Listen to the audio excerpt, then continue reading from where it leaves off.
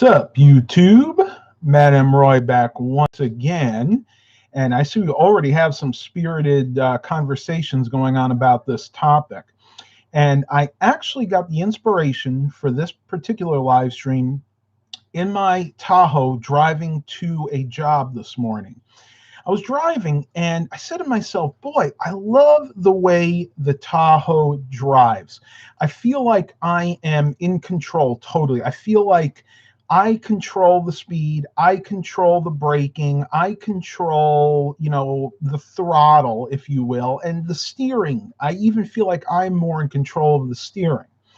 Now, in all fairness, my Tahoe does have some technology. It does have ABS brakes. That's about it, other than power steering. But the ABS system on my Tahoe doesn't work. Hasn't really worked since I've gotten it. So it uses the fail-safe system, which basically brings it back to old school brakes that you have to pump if you get into a panic situation. But I'm going to read what Wikipedia defines as drive-by-wire. Drive-by-wire, steer-by-wire, fly-by-wire, X-by-wire, etc., etc. In the automotive industry is use of electronic or electromechanical systems to perform vehicle functions traditionally achieved by mechanical linkage. The technology replaces the traditional mechanical control systems with electronic control systems, or again, electromechanical actuated systems. These include, but are not limited to, the steering column, pumps, hoses, belts, coolers, vacuums, servos, different things like that. Now, there are many different types. They're probably the one that gives me the biggest headache is what we call throttle by wire. And basically what this means is when you push on the gas, there is no physical linkage to the throttle body. What it actually is, it's computer controlled. It's an mechanical servo that when you push down on the gas, the computer will actually control the throttle, not you. There's no physical cable hooked into that. My Tahoe does have the traditional cable. In other words, it's not a drive-by-wire. Consequently, you do have steer-by-wire, you have shift-by-wire, which is another one that kind of is irksome to me. Basically, again, you don't have a physical connection to the shift cable. When you actually, depending on if you have a column shifter or a center console shifter, it really doesn't matter. You're not physically connected to the shift cable. Again, it's all computer controlled. And yeah, I see in the comments here a lot of you saying that it doesn't matter. Stephen Barber said it gets you from point A to point B. Eric Brunhammer says the newer stuff is safer than ever, and the more computerized they are, the easier they are to diagnose. The only thing I don't like about the drive-by-wire is it will not let you go full throttle until the engine is at the proper temperature. Yeah, that's another thing. What this is boiling down to is, and yes, this is going to be a rant live stream, so if you don't like one of those rant style live streams, there's the door right there. See you next time. But I kind of wanted to maybe debate a little bit of this with you out there. And those of you that are more mechanically inclined than I am when it comes to automobiles can really hone in here. But I miss the days when you could drive a automobile, a car, a truck, whatever you want, and you actually felt like you were in control of the vehicle, not the opposite. The vehicle is controlling you. And to be perfectly honest, when I drive something like my Yukon Denali, my 05, which is drive-by-wire, steer-by-wire. I'm not sure if that one's shift-by-wire or not, but it has the all-wheel drive with the front differential. I mean, heck, even the ABS wheel speed sensors, if they are out of alignment, will cause the traction control system to go haywire. And that just tells you right there that the computer is the one that's actually controlling the speed. You're not actually controlling it by pushing down on the gas pedal. So what this means is you don't have as much control over your driving experience. And I feel this every time when I'm driving the Yukon versus the Tahoe.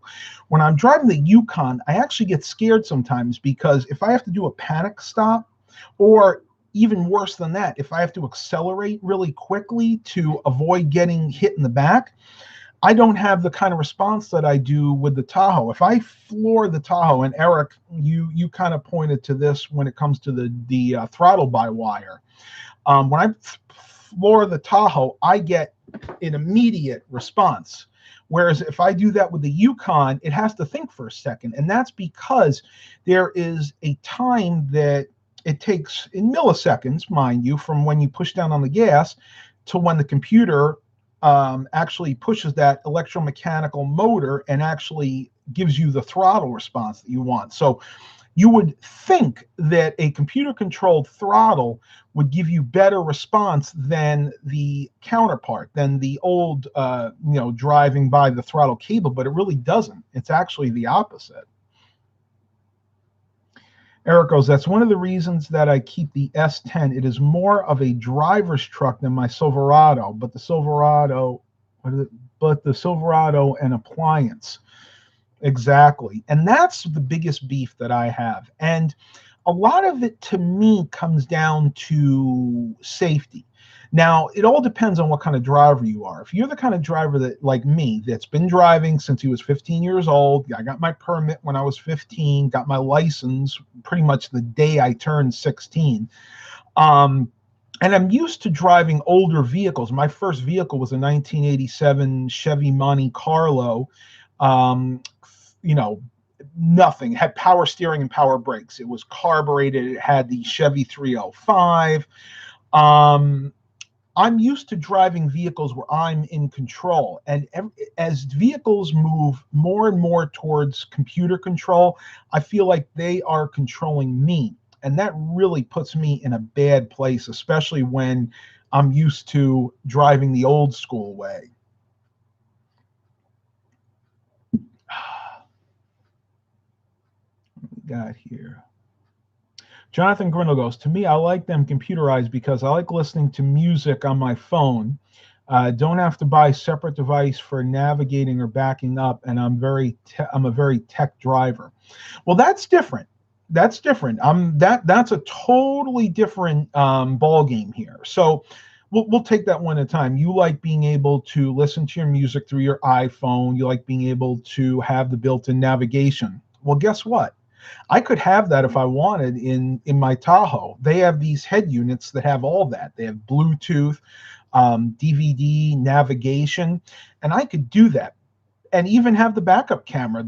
Some of them have that as an option too. But what I'm talking about is when it comes to the actual control of the driving experience. So again, we're talking about drive-by-wire, brake-by-wire, shift-by-wire, everything that used to be done by the driver, by you yourself, directly via a cable or a linkage, is now being relegated to the computer side of things. And in my opinion, and again, this is just my opinion, you guys may differ, I actually think it was better in the old days. I think it made you a safer driver because you actually felt like you and the automobile were one. You had more control over different situations.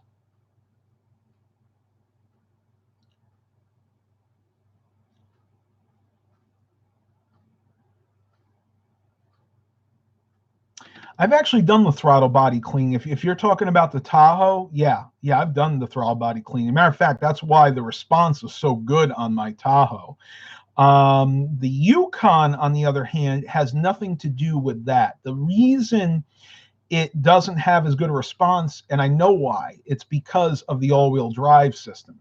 You got to remember, my Yukon not only has all-wheel drive, which has the front all-wheel drive differential. It has the usual rear drive differential because, of course, it's rear-wheel drive.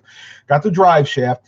It's also got a limited slip differential in the back, and GM was stupid enough to put traction control in this thing. So you have the all-wheel drive system, the traction control, and the limited slip differential in the back all fighting each other for control. And that's why the throttle response isn't as good. And believe it or not, if I push the button to disable what they call stability control, but it's just traction control, I actually get a lot of the pickup back. Not all of it, mind you, but I get a lot of it back. And see, that's what's happening in that particular vehicle. Actually, now that I think about it, what GM should have done with that vehicle was leave out the traction control and maybe even opt for a regular differential, not a limited slip, just kept the all-wheel drive. And that way you wouldn't have multiple systems fighting each other. Now, again, this is just my opinion. It is backed up by some facts because I actually had to have the traction control system, the ABS system, and the all-wheel drive system serviced by my mechanic on that Yukon. And he and I had a long conversation about this. And that's where I'm getting a lot of my information from, and of course, research as well. So the main thing is automobile manufacturers just need to be smart about it. They need to say, okay, if we're going to put in a traction control system, if we're going to put in a all-wheel drive system, and we're going to do something like a limited slip differential, I'm not saying Positrack because that's a brand, it's a limited slip differential, then we need to figure out which ones are going to play nice with the other ones. I mean, give you a great example is antivirus programs. On a computer, you wouldn't think of installing Norton, McAfee, and Avast on one computer. They would all conflict and you would get issues. They wouldn't work at all. So it's basically the same thing. These engineers at the automotive, when they get into the design of these vehicles, they need to think, okay, what is going to make this vehicle run and drive the best for the end user, you and me? That's a good point. Chris's Tech and Variety channel goes, I totally agree. With more computer control is also more stuff to break. Yeah, and that's definitely a consideration. That's why a lot of people, namely me and quite a few others, like driving older vehicles. Now, that being said, I do still like my Yukon Denali. It's an awesome vehicle. It's got tons of power. It's got an incredible amount of towing capabilities for a half-ton vehicle, and it's got a lot of storage. I can fold all those seats down and I could put up to 200, 300 computer systems in there. But again, when it comes to a driver's vehicle out of my fleet, you definitely cannot beat that Tahoe. Jonathan Grindle, another thing why we're getting more computerized is because gas is coming more and more harder to get, and you'll see more electric cars. Yeah. I don't buy that. I'm sorry. I don't mean to disagree with you, but they are finding more and more deposits of gasoline. They're finding them, in North America, more specifically off the coast, which we're not even doing yet because they won't allow them to frack. They won't allow them to actually go out and tap the oil, basically, that they find off the coast of the United States. But up in Alaska, they're finding more and more. Now, I do agree that there will come a time when we will be out of crude oil. In other words, crude oil is going to be gone. It is a limited resource. It was created by the dinosaurs. Basically, when they decompose, they turned into what we use as oil now. So thank you, Dinosaur Age, for giving us the ability to drive gasoline vehicles.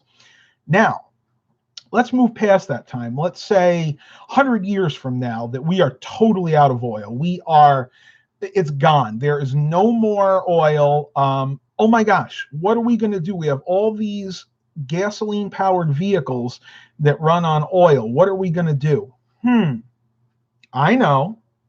Natural gas.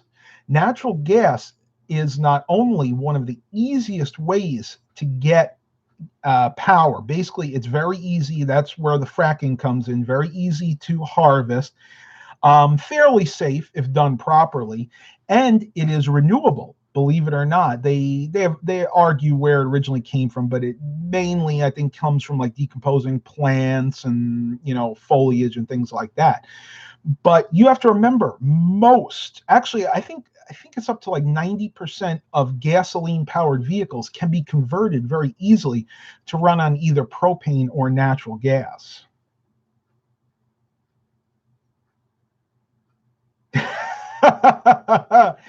Eric, you are a crazy man. He goes, what I prefer to do is to take modern engines and cram them into older trucks. Hey, you know what? There's nothing wrong with that as long as you have the proper engine control modules, ignition systems to work them properly. Ah, a piece of popcorn stuck in my tooth. That drives me crazy. All right. I know I must have missed a few. We got 8 watchers here, 1 like. Oh, I guess you guys don't like these rant videos that much. I'm surprised nobody's asked about the sunglasses. You guys don't usually see me wear these types of glasses. I found that I don't need my prescription glasses anymore, but at the same time, when I have a lot of light coming in my room, I have very light colored eyes, so these help out. They actually help me see better, believe it or not, and they're pretty cool. All right, everybody. Oh, Jonathan Guerrero. One thing I like about Ford Rangers is because they have a Mazda engine inside them. Yeah, the what is it? The 4-cylinder. I don't remember the exact displacement. It's something like a 2.5 or something like that. But yes, that was and is a very good engine, especially paired with the 5-speed. I don't know if that's an actual 5-speed or if it's a 4-speed with a granny gear. I'm thinking it might be the 4-speed with the granny gear because I remember my dad's when he had one, it was a 99, and when you would get it into 5th, it was a little hard to get in there. 2.3. Okay, I was close. 2.3 4-cylinder, which had 8 spark plugs. You know, I do vaguely remember that was 2. Yeah, it would be 2 spark plugs per cylinder. And I think the reason behind that is it was a 4-cylinder engine, but these were 4 really big cylinders. So I guess they needed the double spark plugs to accommodate such a large cylinder. I don't know. I'm just guessing that might be why. But yes, we did have to actually work on that engine quite often. It was reliable. But the one we had wasn't that well maintained. So I think I want to say we did spark plugs once or twice on that engine. Wires just once, but excuse me. I think that was the one where we got a bad batch of spark plugs. I think that's why we had to do that twice. And getting 8 spark plugs for a 4-cylinder engine, kind of get the raw end of the deal on that. You're spending double the amount you normally would, trying to save a little bit of money. Incidentally, still loving this mug. 17 ounces.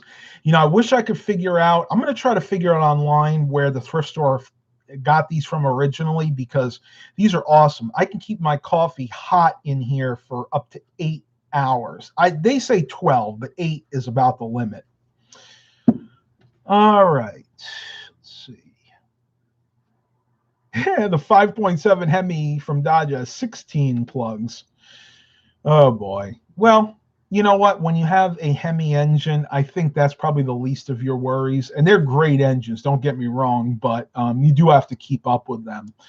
All right, so I'm done with my end of this rant. I want you guys to rein in here. Let me know what you think. Do you prefer riding in a vehicle that's an older style where you have full control, or do you like the drive-by, steer-by, shift-by-wire? What do you guys prefer? I already found out that Jonathan Grindle prefers the techier vehicle, so I assume he means the drive-by-wire. I know, Eric, I know you prefer the older vehicles like I do. Now, granted, I know you got the Silverado for safety reasons, and I have to admit, you know, newer vehicles, when it comes to actual safety, you can't beat them. But for driving around, for having a altogether fun driving experience, definitely go with the old school drivers.